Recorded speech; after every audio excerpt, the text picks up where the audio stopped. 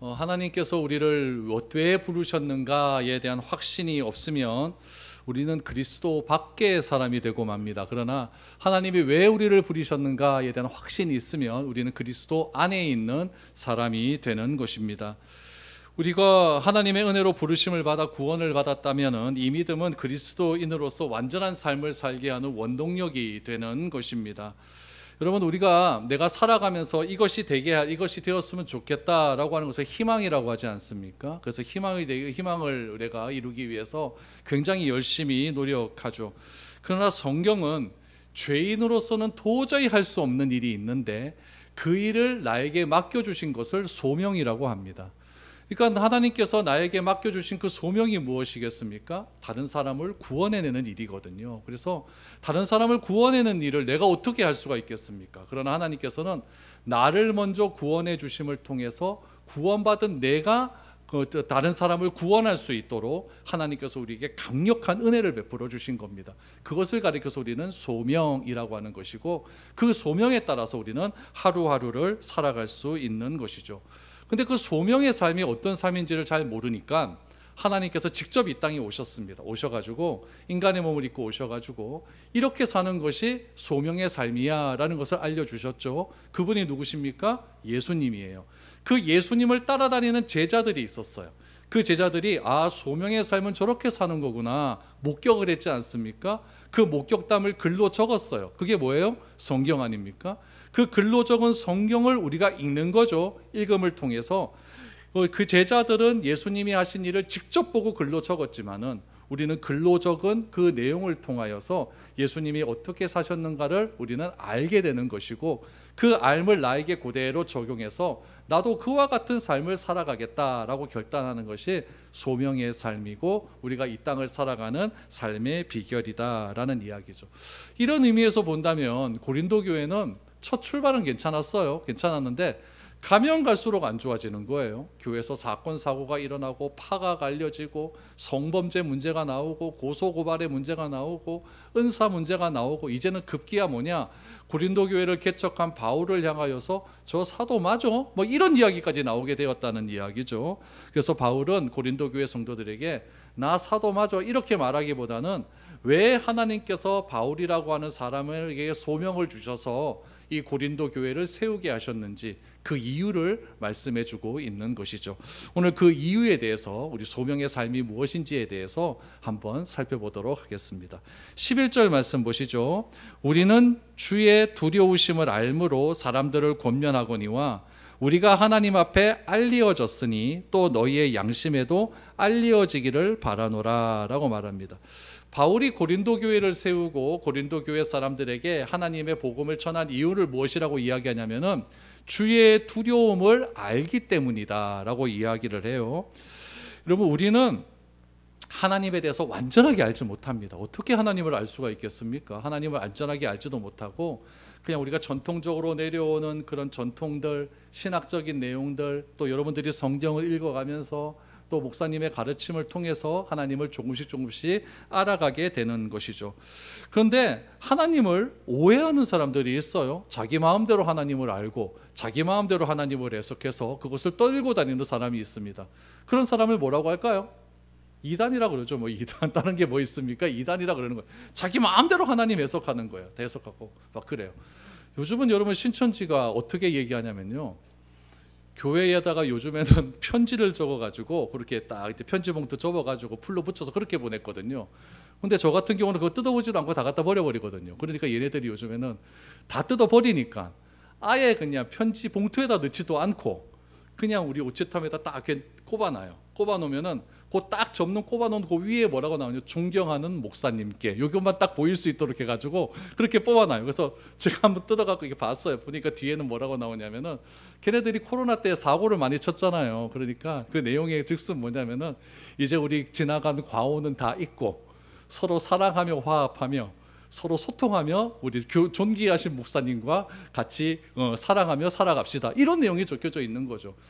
뭐 글의 내용은 얼마나 좋습니까? 얼마나 좋은데 자기 마음대로 하나님 해석해서 자기 마음대로 떠들고 다니는 그런 사람들이 이단이라서 그런 사람들을 참 조심해야 되지 않는가라고 생각해요. 여러분, 오늘 바울도 11절에 보니까 우리는 주의 두려움을 안다라고 이야기해요. 그럼 두렵다라고 하는 단어가 주는 어떤 의미가, 어떤 감정이 어떤 거예요? 막 무섭고 떨리고 뭐 이런 느낌 나오지 않습니까? 여러분, 예레미야는 불타는 예루살렘 성을 바라보면서 뭐라고 고백을 했냐면은 하나님은 크고 두려운 분이다, 이렇게 고백을 했어요. 하나님은 여러분, 내가 함부로 대할 수 있는 그런 분은 아닌 건 맞습니다. 그렇죠? 어떻게 내가 하나님을 함부로 대하겠습니까? 하나님은 두 가지의 그런 어떤 양면성이 있어요. 하나는 우리에게 평화를 주시는 분이에요.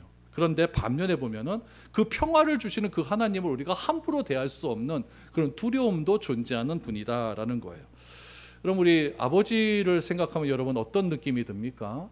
저는 어릴 때 아버지가 참 좋았어요. 그래서 아버지하고 막 장난도 치고, 저는 제일 좋았던 게 뭐냐 그러면 아버지하고 목욕 가는 걸 참 좋아했거든요.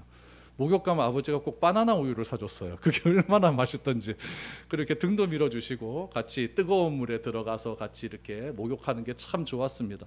그때 너무 좋으니까 친구 같고 편안한 분으로 생각했어요. 근데 내가 철이 들어가면서 아버지에 대한 생각이 조금씩 바뀌어가는 거죠. 아버지가 단순히 친근하고 뭐 그냥 뭐 편하고 이런 분이 아니라, 아버지는 가족을 위해서 어떤 희생도 감당해 주시고, 가족을 위해서 헌신하셨고, 가족을 위해서 자신의 모든 것을 버리신 분이라는 것을 알게 되는 거예요.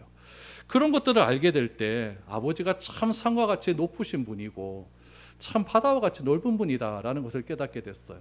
이번에 저희 외삼촌이 돌아가셔서 저희 동생하고 같이 운전해 가면서 서울을 올라가다가 아버지에 대한 이야기를 서로 나누었어요. 근데 아버지가 참 힘들게 지내시고 우리에 대한 사랑을 많이 베풀어 주셨을 그때를 이야기했는데, 그때 아버지의 나이를 우리가 계산을 해보니까 저보다 어렸을 때예요. 저보다 어렸을 때는 너보다, 저가 우리 자식들한테 대하는 것보다 훨씬 큰 사랑을 준 것 같아요. 근데 그런 사랑을 내가 많이 받았는데 나는 그런 사랑을 못 베푸는 것 같거든요. 그런 걸 생각할 때 보면은 아버지는 참 넓고 높고 그런 편에서 아버지는 참 두려운 분이다, 이런 얘기를 했어요. 그러니까 지금 바울이 이야기하는 두렵다라고 하는 것은 공포스럽다는 게 아니에요. 그냥 두렵다라는 것은 경외심이 간다라는 의미겠죠. 저도 아버지가 두려운 분이 아니라, 말은 그렇게 표현했지만 참 존경하고 경외심이 가는 그런 분이다라는 것을 두렵다라는 말로 이렇게 표현을 하는 것이죠. 그래서 바울은 이야기하는 거예요. 11절 다시 보시면은 우리는 주의 두려우심을 알기 때문에 사람들을 권면한다라고 해요. 여기서 여러분 안다라고 하는 말이 있는데, 여러분 우리도 생각해 보세요. 이 안다라고 하는 동사가, 단어가 주는 의미가 몇 가지가 있어요. 첫 번째 생각하는 건 뭐냐면, 우리가 지식적으로 무엇을 깨달았을 때 안다라는 표현이 있지 않습니까?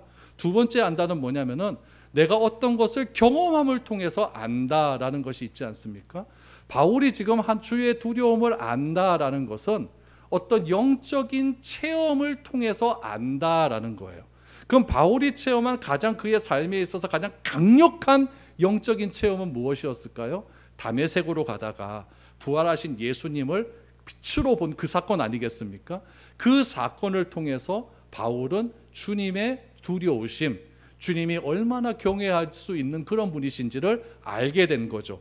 그 알미 어떻게 그의 행동으로 나타났냐면은 고린도 교회 성도들을 권면하는 것으로 나타났다라고 바울은 이야기하는 것입니다.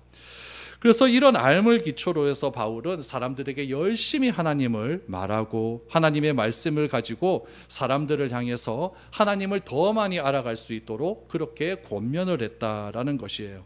여러분, 하나님이 우리에 대해서 잘 알고 계시듯이 바울이 바라는 것은 무엇이냐면은, 고린도 교회를 향해서 바울이 원하는 것은 내가 하나님을 이렇게 알고 있듯이 고린도 교회 성도들도 바울을 좀 알았으면 좋겠다라는 이야기죠. 나는 분명히 사도가 많은데 다른 사람이 인정하지 않는 상태에서 내가 사도다라고 말하면 그게 무슨 의미가 있겠습니까? 내가 사도라면은 여러분, 다른 사람도 나를 사도로 인정해 줘야 될 것 아니에요? 근데 그 사도로 인정하는 그 방법이 무엇일까요? 그 사람이 사도로서 행하는가 안 행하는가, 진짜 사도로서 그 사람이 진짜 자격을 가지고 많은 사람들에게 진짜 주의 복음을 전하는가, 이런 것들을 보면은 아, 저 사람 진짜 사도가 맞아, 이렇게 느낄 것 아닙니까? 그러니까 바울은 고린도 교회 성도들에게 나는 사도야 라고 말하지 않고 내가 너네들에게 어떻게 행했는지를 한번 생각을 해봐라, 이런 얘기예요. 나는 하나님이 너무나 두렵고 경외하시는 존재인지를 알기 때문에 너희들을 정말 사랑으로 대했고 너희들에게 정말 하나님을 잘 알 수 있도록 그렇게 권면을 했다라는 이야기죠. 그러니까 너희들도 나를 좀 알았으면 좋겠다라고 하는 안타까운 마음에서 바울은 그렇게 이야기를 하고 있는 것이죠. 그러니까 여러분, 바울이 나는 사도라라고 하는 그런 권위를 내세우기 위해서 고린도 교회 성도들에게 내가 사도라라는 것을 알기를 원하는 것이 아니라, 바울이 사도다 아니다 이것 때문에 교회가 막 갈라지잖아요. 막 싸움이 나잖아요. 그러니까 교회가 너무 힘들어지는 거죠. 그러니까 바울은 오로지 교회를 위해서, 교회가 하나 되기를 원하는 그런 마음으로 나는 사도가 맞아, 하나님이 보내신 그리스도로 말미암아 사도가 된 사람이 맞기 때문에 교회를 개척했고 또 교회 안에서 너희들을 권면한 거야, 이렇게 지금 이야기하고 있는 것이죠. 그래서 바울은 내가 하나님을 알듯이 너희들도 나를 잘 알아서 내가 사도인 줄을 내 삶을 통해 너희들이 인정했으면 좋겠다, 이렇게 지금 설명을 하고 있는 거죠. 그래서 12절을 보세요. 우리가 다시 너희에게 자천하는 것이 아니요 오직 우리로 말미암아 자랑할 기회를 너희에게 주어 마음으로 하지 않고 외모로 자랑하는 자들에게 대답하게 하려 하는 것이다 라고 말해요. 조금 전에도 말씀드렸지만 바울 때문에 고린도 교회가 친바울파, 반바울파 이렇게 딱 갈라지게 되었거든요. 바울은 하나 되는 것을 제일 귀한 것으로 여깁니다. 교회가 무조건 하나가 되어야 된다. 그래서 에베소서에도 보면은 그리스도 안에서 교회는 하나가 되어야 된다. 그 하나됨이 어떻게 나타나야 되느냐? 교회 안에는 이방인도 있고 유대인도 있는데 그 이방인과 유대인 사이에 막혔던 담을 하나님께서 예수님을 보내어 주셔서 십자가에 달려 죽게 하심으로 다 허무셨다. 그렇게 하나가 되었다고 한다면 이 교회는 정말 하나가 되는 것이 맞다라는 것이 바울의 최고의 소망입니다. 그런데 바울 자신의 사도에 대한 자격 때문에 교회가 친바울파, 반바울파 이렇게 갈라졌으니까 바울의 마음이 얼마나 마음이 아프겠습니까? 그래서 바울은 그런 거 우리 하지 말아라. 우리가 다시 너에게 자천하는 것이 아니오, 나를 자랑하려고 하는 것이 아니다. 오직 우리로 말미암아 자랑할 기회를 너희에게 주는 것이다 라고 말을. 그러니까 바울 때문에 자랑할 수 있는 건 뭐밖에 없습니까? 복음밖에 없잖아요. 그래서 복음을 자랑할 수 있는 그런 기회를 너희에게 주려고 교회가 다시 하나가 되고 내가 사도라는 것이 이렇게 좀 밝혀졌으면 좋겠는데, 자꾸 사람들은 외모로 자랑하는 것이 많다. 어떤 사람의 뭐 스펙을 보고 어떤 사람의 경력을 보고 어떤 사람의 과거를 봐서 그런 모든 것들을 다 봐서 배워보니까 저 사람은 이렇게 될 자격이 있다, 이렇게 말하는 건 많지 않습니까? 요즘 우리가 사는 사회에도 이런 것들이 굉장히 많아요. 제가 몇 번 말씀을 드렸죠. 저는 총신 면접 시험 볼 때요, 저는 굉장히 편하게 통과가 됐거든요. 이게 딱 보면 아버지, 목사 이렇게 나오잖아요. 그러니까 넌 통과 이러더라고요. 그러니까 이게 외모로 보는 거예요. 외모로 내가 어떤다 그거 자격은 묻지도 않고 아버지 목사네, 교육 잘 받아서 통과. 내 옆에 아는 CCC 출신이었는데 그 당시에 CCC가 교회론 문제 갖고 굉장히 문제 많았거든요. 얘 갖고는 막 한 10몇 분을 막 떠드는 거예요. 그러더니 탈락. 여러분, 사람은 다 이렇게 외모를 가지고 사람의 보이는 어떤 경력을 가지고 그 사람을 판단하고 정죄합니다. 바울도 보면 과거가 있잖아요. 예수 믿는 사람 죽이고, 그렇죠? 예수 믿는 사람 죽이려고 그렇게 애를 썼고, 특별히 또 예루살렘 교회의 스데반이라고 하는 사람을 죽이는데 최고의 주동자 아니었습니까? 과거 조사를 딱 해서 청문해 보니까 이거 사도 아니야 막 이렇게 얘기하는 사람들이 많다는 이야기죠. 그래서 바울이 얘기하는 거예요. 외모로 자랑하는 사람들에게 대답하려는 것이 아니다. 내가 진짜 대답하는 것은 무엇이냐? 너희를 진짜 사랑하는 마음이다. 그래서 바울이 교회를 사랑하는 마음을 이렇게 표현을 해요. 13절 14절 보세요.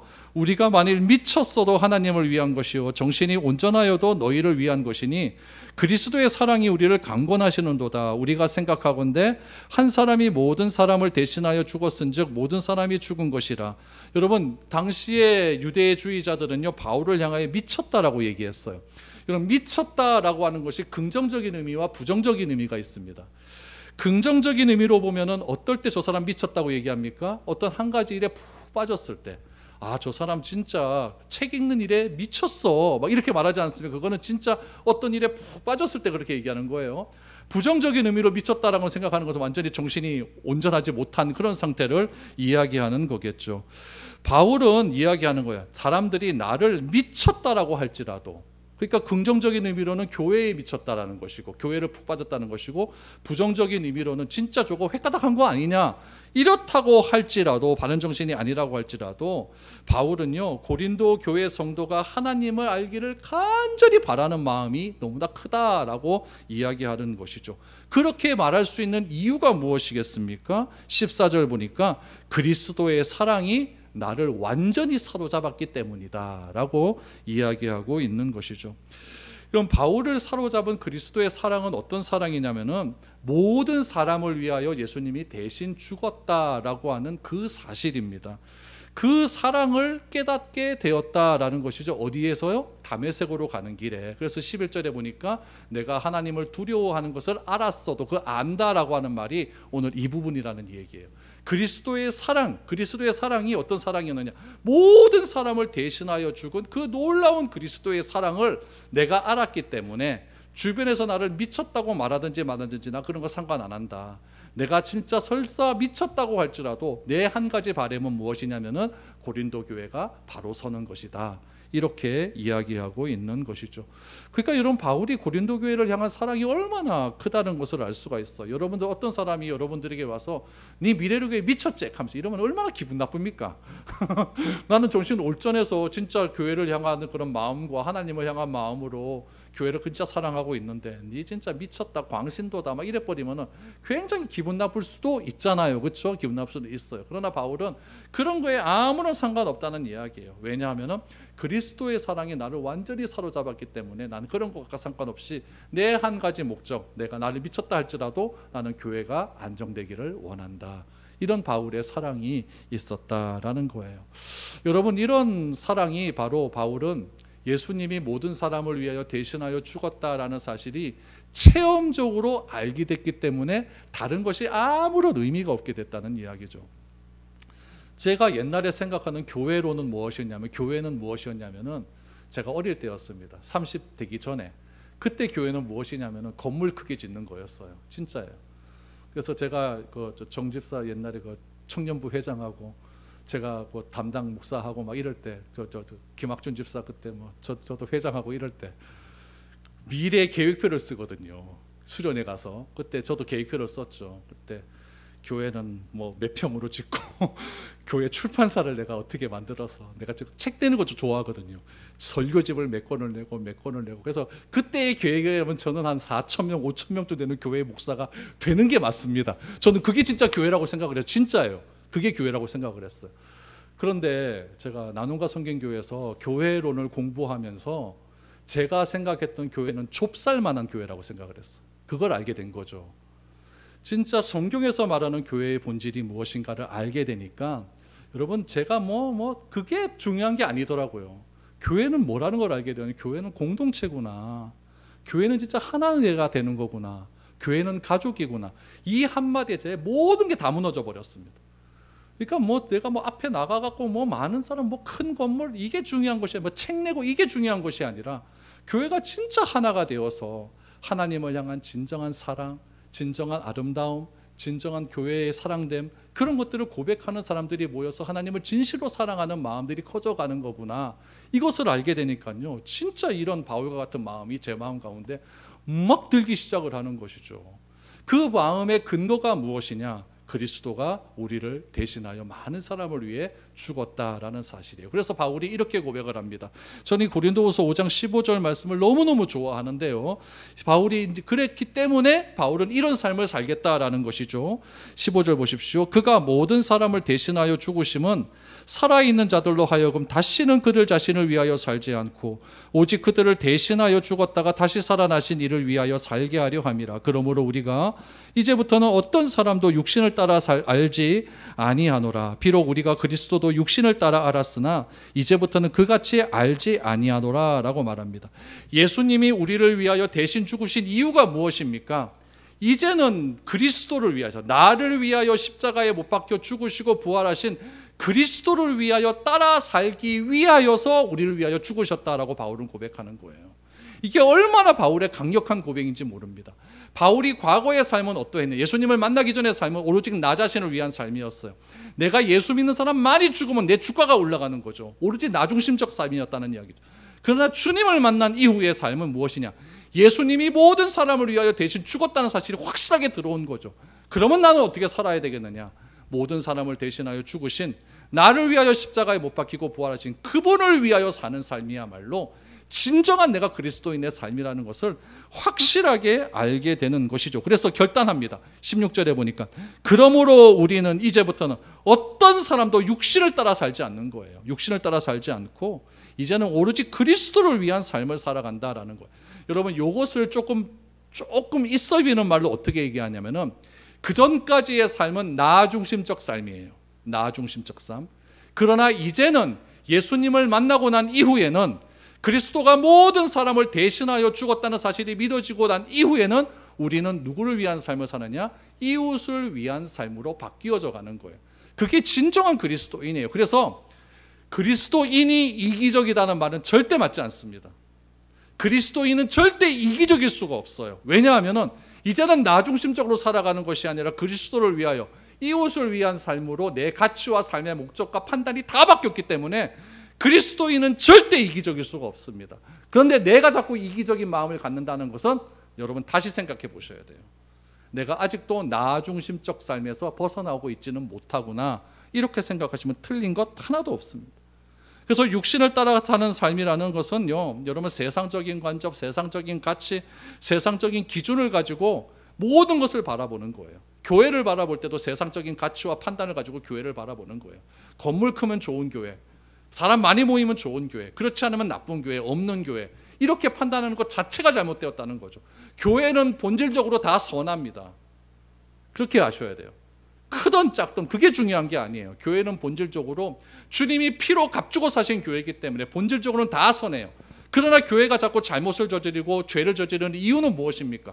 그 안에 담겨져 있는, 소속되어 있는 사람들의 죄 때문인 거지, 교회의 본질적 가치는 선한 거예요. 왜냐하면 주님이 자기 목숨 버려가지고 만드는 게 교회인데 교회가 어떻게 악할 수가 있겠습니까? 그러므로 교회가 하나님의 마음에 맞고 하나님의 뜻에 맞는 교회가 되기 위해서 내가 변하면 되는 거예요. 내가 어떻게 변하면 됩니까? 나 중심적 삶에서 하나님 중심적 삶으로, 이웃을 위한 삶으로 바뀌어지면 교회는 한 명이 모이든 두 명이 모이든 1000명이 모이든 10,000명이 모이든 그것과 상관없이 교회는 성경적인 교회로 바뀌어져 갈 수 있는 겁니다. 저는 그렇게 될 줄 믿습니다. 이런 교회를 뭐라고 이야기하느냐, 17절 말씀해 보니까 그런 중 누구든지 그리스도 안에 있으면 새로운 피조물이라, 이전 것은 지나갔으니 보라 새 것이 되었도다. 여러분, 그리스도 안에 있으면 새로운 피조물이었다라고 말합니까? 이라라고 말합니까? 최종 피조물이 되었으면 좋겠다라고 말합니까? 이다라고 말하잖아요. 그러니까 지금 우리는 새로운 피조물이에요. 진짜 피조물이에요. 피조물이었다가 아니에요. 피조물이니까 피조물의 삶을 살아야 된다니까요. 그게 무엇입니까? 나 중심적 삶에서 벗어나는 거예요. 오늘 본문에 나온 것처럼 육신을 따라 삶을 살아가지 않는 겁니다. 세상의 기준을 가지고 사람을 판단하고 교회를 판단하고 어떤 대상을 판단하는 그런 모든 것들이 사라져 가야 된다는 이야기죠. 그런 삶을 18절 19절에 보니까 이렇게 설명을 합니다. 모든 것이 하나님께로서 났으며 그가 그리스도로 말미암아 우리를 자기와 화목하게 하시고 또 우리에게 화목하게 하는 직분을 주셨으니 곧 하나님께서 그리스도 안에 계시사 세상을 자기와 화목하게 하시며 그들의 죄를 그들에게 돌리지 아니하시고 화목하게 하는 말씀을 우리에게 부탁하셨느니라. 여러분 18절 19절은요, 잘 적어 놓으세요. 4가지의 화평이 나옵니다. 첫 번째는 누구와의 화평이냐? 나 자신과의 화평이에요. 내가 새로운 피조물이 되면요, 내가 너무 귀한 존재가 돼요. 예수님께서 나를 살리려고 자기 목숨을 버려버렸어요. 그러니까 나 자신이 얼마나 귀한 존재인지 모릅니다. 그래서 나와의 화평함이 일어나요. 두 번째, 하나님과의 화평이 일어나요. 하나님이 진짜 선하신 분이시고 하나님은 진짜 사랑이 많으시는 분이시고 하나님이 어떠한 상황을 나에게 맡는다 할지라도 나는 나와 하나님과의 관계는 절대 변하지 않는 그런 하나님과의 아름다운 화평의 관계가 이루어져 가는 거예요. 나 자신과의 화평이 되죠. 하나님과의 화평이 돼요. 또 하나, 이웃과의 화평이 돼요. 나하고 같이 사는 사람과 화평이 되어지는 거예요. 우리 교회 사람들과 화평이 되어지는 거예요. 우리 가족끼리 화평함이 일어나고 우리 이웃과의 화평이 일어나게 되는 거고 우리 직장 동료와의 화평함이 일어나게 되는 거예요. 아무 문제가 없습니다. 네 번째 화평은 뭐냐면은 자연과의 화평이 일어나요. 여기서 말하는 자연은요, 여러분들이 속한 모든 것들이 다 포함됩니다. 사회에서 속한 모든 것들이 다 화평이 돼요. 여러분, 학교에 가보면요, 내가 원하는 대학에 못 가서 애들 막 미쳐버리는 애들 너무 많습니다. 그러나 하나님과의 화평이 일어나게 되면은 무엇이 일어나게 되느냐? 학교를 사랑하게 돼요. 어떤 사람은 직장을 다니기 싫어 미쳐버립니다. 나는 이 직장에 가는 게 지옥이야, 이렇게 말하는 사람이 있어요. 그러나 이 화평함이 일어나게 되면, 새로운 피조물의 관계가 일어나게 되면은 내가 속한 그 직장에서 하나님에 대한 놀라운 은혜를 체험하게 돼요. 그렇게 화평함이 일어나는 거예요. 어떤 사람은 직장 상사가 죽도록 싫어요. 근데 그 직장 상사가 긍휼히 여겨지기 시작하는 거예요. 이게 화평함입니다. 그래서 나 자신과의 화평, 하나님과의 화평, 이웃과의 화평, 자연과의 화평, 이 네 가지 화평이 무엇에 대한 증거냐? 새로운 피조물이 된 증거다라고 바울은 말하는 거예요. 그래서 18절 19절 말씀을 다시 보시면은 모든 것이 하나님께로 나서 다 선한 거예요.